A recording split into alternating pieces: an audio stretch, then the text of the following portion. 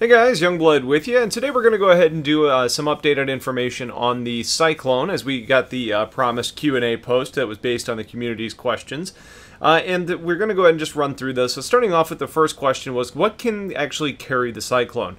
Well, we finally got the actual dimensions of the craft being 5.7 meters by 3.25 meters by 2.26 meters, which makes it smaller than an Ursa but bigger than something like a Dragonfly or a Nox. Now that size may end up changing, but ultimately what that means is that anything the Ursa can fit, or anything that can fit the Ursa, is going to be able to carry the Cyclone. Now that gets a little bit complicated because they go on to say that ships like the Cutlass or the Freelancer probably actually have room in their cargo bay for these ships, but their tapered ramps mean that it's actually unlikely to fit. And I think that's a bit disappointing to people because for me, I think a ship like this seems to really indicate a slightly smaller version that could be used in those ships, especially something like the Freelancer where you have the Max version. Now they didn't say anything about the Max, and the Max is known to have a bigger ramp, a bigger bay in the back, so I'm hoping to see that the Freelancer Max can carry the Cyclone. But what it sounds like is the only way you can really commit to having the ship being able to be hauled would be in something like a Constellation or a Starfarer or something like that. So probably not what people wanted to hear, but there you have it. But the size is going to change. Some of these ships are in reworks anyway, so how that ends up impacting gameplay, we'll have to wait and see. The one that really was the most disappointing to me was when they asked if the different variants were actually modular. You know, for example, could you take a base Cyclone and then add a turret later, or add the AA module later, or something like that? They said that right now they're planning to just be variants, but that they may end up being modular down the line.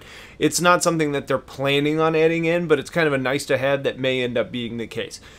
So for me, I thought that was a little bit of a bummer, primarily because when I was looking at this, I actually was considering doing one of the ground packs. You know, I already had two Gray Cats, and I was like, well, gosh, am I really going to buy this and get a third one? Well, the fact that that came with a turret version, the turret's not the version I want. You know, I mentioned I don't see a ton of value there. So I was hoping I could get an Ursa and a base Cyclone. So, you know, for me, that's a little bit of a bummer, but we'll just have to see. But for now, you can't really plan on them being modular to where you can kit it out to the way you want it to be. Cargo capacity was confirmed to be 1 SCU. That makes it about 1/4 of what the Ursa can carry, considering the Ursa can carry 4 SCU, but about twice what the Dragonfly can carry, because the Dragonfly has the 2 saddlebags on the back, both of which carry 0.25 SCU. And they do confirm that there's no plans to actually add the ability to put a trailer behind the Cyclone. As far as what can the Recon's version, what can that scanner actually pick up? It's basically a standard scanner, so anything with a signature from infrared or EM should be able to be detected. They do go on to say that you're not going to necessarily be able to say that, oh, bleep, bleep, bleep, okay, I've detected that there's loot over there or a derelict over there, but what it will do is tell you that there's actually a structure around. And it does say that it has longer range, so all of the Cyclones are going to have a scanner of some sort, but you're getting the increased ability as far as longer range, but past that you also get data storage like you see on the Herald, to actually keep that information that's been used for mapping. So those of you that want to use this for exploration, it would be a faster way to map it out than something like an Ursa, which is an exploration rover. So that's kind of nice to know. When asked about how fast and how does it compare to something like the Ursa or the upcoming Lynx, they said that it should be faster and have better acceleration than the Ursa, about twice as fast in fact. But they don't have specifics on the speed yet, since it's all kind of in flux and with balance. They do say that the Racer will be even faster than twice as fast when it's boosting. So its base speed is the same as the standard Cyclone, but it's going to have the ability to replenish boost and use that more frequently, and that's what's going to make it an actually faster version of that craft. And they didn't mention anything about the Lynx in the answer.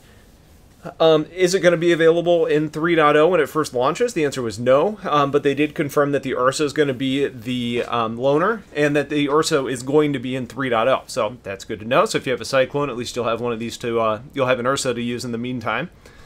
Can a Cyclone flip, and how do you end up fixing that if you do? Well, the Cyclone does, and we talked about this in the Should You Buy, it has jump jets that are going to help you stabilize when it's airborne. So basically, if you start, you know, moving forward, rotating forward or to the side, these jump jets are going to fire to try and balance you out. but it is still technically possible to flip if you're being too aggressive for making bad decisions when you drive. As far as how you actually flip it over, they kind of made a lame joke about the Fresh Prince of Bel-Air and how you can explain it to your friends, but there was no details on how you can actually fix it. So I think if that ends up being the case, you're going to be reliant on another ground vehicle to help you out. It doesn't sound like you're going to be able to do that on your own. There was another question asking about moving the hubs to the top, because right now they kind of sit on the bottom to give more clearance, and they said that there's no plan to do that at this point, which kind of makes sense because it kind of indicates that the thing's just going to be sitting on the tires, and that the tires are going to rotate around that hub, but you probably get some motion in there, but they're not going to just stay at the top. They said that, we all know that this thing doesn't have a windshield, and there were some people that were concerned about protection for the driver, especially in the combat version. So like, what do you do? Is there any plan to put in a windshield? And they said that they don't have plans to add a windshield. However, it does have vehicle shields to help protect the occupants. So to me, that says that any incoming fire you should be protected against until your shields drop. They're not going to be strong. They're vehicle class shields, but they're going to be good enough to keep you protected for a little bit. My question is more along the lines of like elements. Is it going to be enough to keep like rain off of you or dust from flying in there and it's obstructing your vision in really close range where you can't even see your panels? So that's going to be interesting to see how that ends up playing out, and that may have bigger implications for shields long term anyways. As far as what are the pros and cons of the Cyclone over other ground vehicles, they said that they really developed this to try and be the middle ground between the Ursa and the Nox. It's fast and fun like the Nox, but it's relatively tough and has the cargo ability of the Ursa. And they also say that it's meant to really handle terrain very well, as it has the four-wheel control, meaning better maneuverability overall. Now, when asked about if the passenger is able to use their FPS weapon while you're driving, that is intended to be the case, but that functionality isn't in-game yet. So, when we first get the Cyclone, that may not be an option, but it's something they want to let you do down long-term. There's probably going to be restrictions in place based on what you can fit.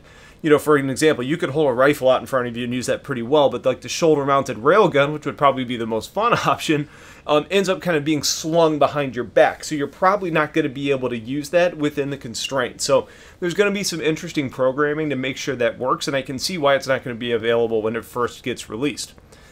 Can the AA version reload its missiles while you're in the field? They say that these are basically the same types of racks that are on ships, so they can be reloaded in the same way. But what that means is that's basically them saying, no, you cannot just do a field reload when you're driving around. You would need a service to do that.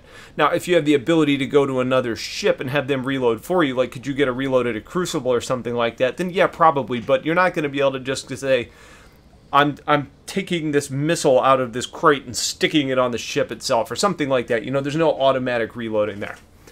And then the last question was, how does the signature compare to a Dragonfly or a Nox since this is a wheeled vehicle?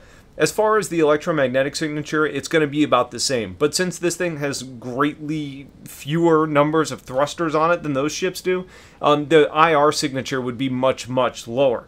Now, if you're racing and hauling ass around the planet, you're going to be generating a lot more heat, and your IR signature is going to climb as well, but you do have ways to remain stealthier if you so choose.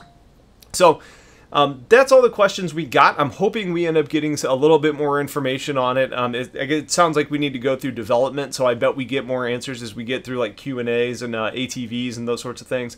Again, I'm a little bit disappointed in a couple of these answers because I was hoping for some other answers there, specifically in regards to, I guess, the size and what can carry it, as well as the modularity and the versus being true variants.